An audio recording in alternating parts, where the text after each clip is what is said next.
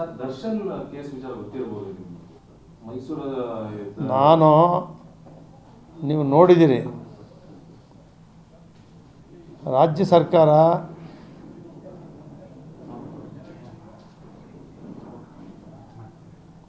Police ಅಧಿಕಾರಿಗಳು SIT ತನಿಖೆ ಭಾಳ ಸಮರ್ಥವಾಗಿ ಮಾಡ್ತಿದ್ದಾರೆ.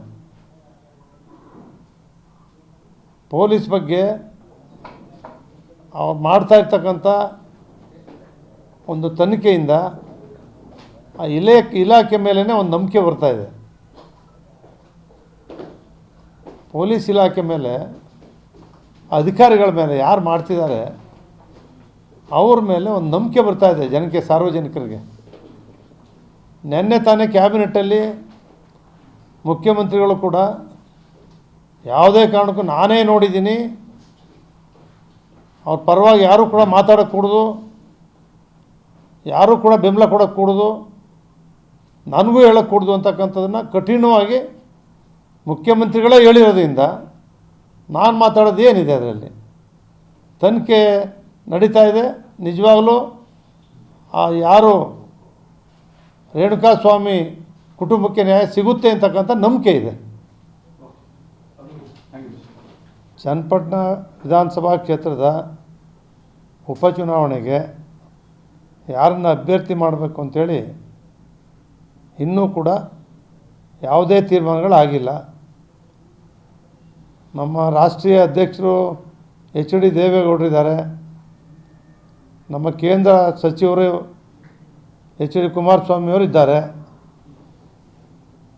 ಅವ್ರ ಜೊತೆ ಮಾತನಾಡಿ ಅಲ್ಲಿ ಸ್ಥಳೀಯವಾಗಿ ನಡಿ ಈಗ ಶುರು ಮಾಡೋಣ. ಕೇಸರಿಯಿಂದ ಮನೋಲ್ಲಾಸ ಮನಸ್ಸು ಮತ್ತೇರಿ ಕುಣಿದಾಡಿದೆ ನೋಡು, ಮನಸ್ಸು ಮತ್ತೇರಿ ಕುಣಿದಾಡಿದೆ ನೋಡು. ಕ್ಷಣ ಕ್ಷಣವೂ ಆಚರಿಸಿ ಕೇಸರಿ ಹಬ್ಬ. ವಿಮಲ್ ಬಾಯಲ್ಲಿ ಹೇಳಿ ಕೇಸರಿ.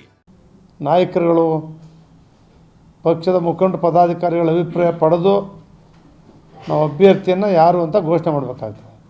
ಒಂದು ಕಡೆ ನಿಖಿಲ್ ಕುಮಾರಸ್ವಾಮಿ ಅವರ ಹೆಸರು ಕೇಳಿ ಬರ್ತಾ ಇದೆ, ಜೊತೆಗೆ ಯೋಗೇಶ್ವರ್ ಅವರು JDS ಇಂದ ನಿಲ್ಲಿಸಬೇಕು ಅನ್ನುವಂಥ ಚರ್ಚೆ ಕೂಡ ನಡೀತಾ ಇದೆ.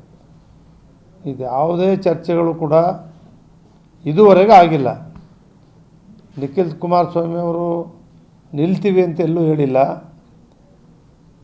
CP ಯೋಗೇಶ್ವರ್ ಅವರು ಪತ್ರಿಕೆಯಲ್ಲಿ ನೋಡಿದೆ, ಅಲ್ಲಿ ಜನ ನಮಗೆ ಆಹ್ವಾನ ಮಾಡಿದ್ರೆ ನಾನು ನಿಲ್ತೀನಿ ಅನ್ನೋದನ್ನು ಇವತ್ತು ಪ್ರಿಂಟ್ ಮೀಡಿಯಾದಲ್ಲಿ ನೋಡಿದೆ. ಯಾಕಂದರೆ DK ಶಿವಕುಮಾರ್ ಅವರು ತಾವೇ ನಿಲ್ಬೋದು ಅನ್ನೋ ಸೂಚನೆಯನ್ನು ಕೊಟ್ಟಿದ್ದಾರೆ. ಯಾಕಂದರೆ ಇದು ನನಗೆ ರಾಜಕೀಯ ಜನ್ಮ ಕೊಟ್ಟಿರೋದು. DK ಶಿವಕುಮಾರ್ ಅವರು ನನ್ನ ಅನುಭವದಲ್ಲಿ ವೈಯಕ್ತಿಕ ಅಭಿಪ್ರಾಯ, ಯಾವುದೇ ಕಾರಣಕ್ಕೂ ಚನ್ನಪಟ್ಟಣದ ಚುನಾವಣೆಯಲ್ಲಿ ಸ್ಪರ್ಧೆ ಮಾಡಲ್ಲ, ನನ್ನ ವೈಯಕ್ತಿಕ ಅಭಿಪ್ರಾಯ. ಅಲ್ಲಿ ಈ ಥರ ಯಾಕೆ ಹೇಳ್ತಾ ಇದ್ದಾರೆ ಅಂತ, ಈ ಥರ ಯಾಕೆ ನಾನು ನಿಲ್ಲುವ ಚಾನ್ಸಸ್ ಇದೆ ಅಂತ ಯಾಕೆ ಹೇಳ್ತಾ ಇದ್ದಾರೆ? ರಾಜಕೀಯ ತಂತ್ರಗಾರಿಕೆ. ರಾಜಕೀಯವಾಗಿ ಅವ್ರು ತಮ್ಮ ಸೋಲಿಸಿದ್ದೀರಿ ಸುರೇಶ್ ಕುಮಾರ್ ಅವ್ರನ್ನ ಅಂತಕ್ಕಂಥ ಮನಸ್ಸಲ್ಲಿರೋದ್ರಿಂದ ನಾನೇ ಬರ್ತೀನಿ ಓಟ್ ಹಾಕ್ತೀನಿ ಅಂತ ಕೇಳ್ತಕ್ಕಂಥ ಕೆಲಸ ಮಾಡಿರ್ಬೋದು. ಇಡೀ ದಿನ ದೇವಸ್ಥಾನ ವಿಸಿಟ್ ಕೊಟ್ಟಿದ್ದಾರೆ, ಕ್ಷೇತ್ರದ ಸಂಪೂರ್ಣ ಓಡಾಡ್ತಾ ಇದ್ದಾರೆ. ಚನ್ನಪಟ್ಟಣ ಉಪಚುನಾವಣೆ ಅಖಾಡ ಭಾರಿ ಜೋರಾಗಿರುತ್ತೆ. ಕಾಂಗ್ರೆಸ್ಸು BJP JDS ಮೈತ್ರಿ ಅಭ್ಯರ್ಥಿ ಬಾಳವು ಕೂಡ ಎರಡೂ ಕೂಡ ನಾವು ಗೆಲ್ಲಬೇಕು ಅಂತಕ್ಕಂಥ ಒಂದು ಹೋರಾಟ ಅಲ್ಲಿ ಆಗುತ್ತೆ.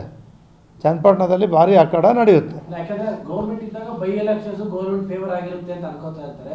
ಈ ಸತಿ ಥರ ಯಾಕಂದರೆ ನೀವು ದೋಸ್ತಿಗಳು ಬೇರೆ ಜೊತೆಲಿದ್ದೀರಿ. ಇಲ್ಲ, ಕೆಲವು ಟೈಮು ಈ MLAಗಳ ಚುನಾವಣೆ ಕೆಲವು ಸಂದರ್ಭದಲ್ಲಿ ಮಾತ್ರ ಆ ಥರ ಆಗಿದ್ದಾವೆ. ಎಲ್ಲ ಸಂದರ್ಭದಲ್ಲೂ ಕೂಡ ಆಗಿಲ್ಲ, ಎಲ್ಲ ಸಂದರ್ಭದಲ್ಲೂ ಕೂಡ ಆಗಿಲ್ಲ ಆ ರೀತಿ. ನಿಮ್ಮ ವೈಯಕ್ತಿಕ ಅಭಿಪ್ರಾಯದಲ್ಲಿ ನಿಂತ್ಕೊಂಡು ಒಳ್ಳೆಯದೇ ಹೇಗೆ ಅಂತ ಈ ಚುನಾವಣೆಯಲ್ಲಿ? ನಾನು ಒಬ್ಬ ಕೋರ್ ಕಮಿಟಿ ಅಧ್ಯಕ್ಷನಾಗಿ ನಾನು ವೈಯಕ್ತಿಕ ಅಭಿಪ್ರಾಯ ಹೇಳಲಿಕ್ಕೆ ಆಗೋದಿಲ್ಲ. ಎಲ್ಲ ಒಂದು ಮೀಟಿಂಗ್ ಮಾಡಿ ಆಮೇಲೆ ನಾನೇ ಘೋಷಣೆ ಮಾಡ್ತೀನಿ.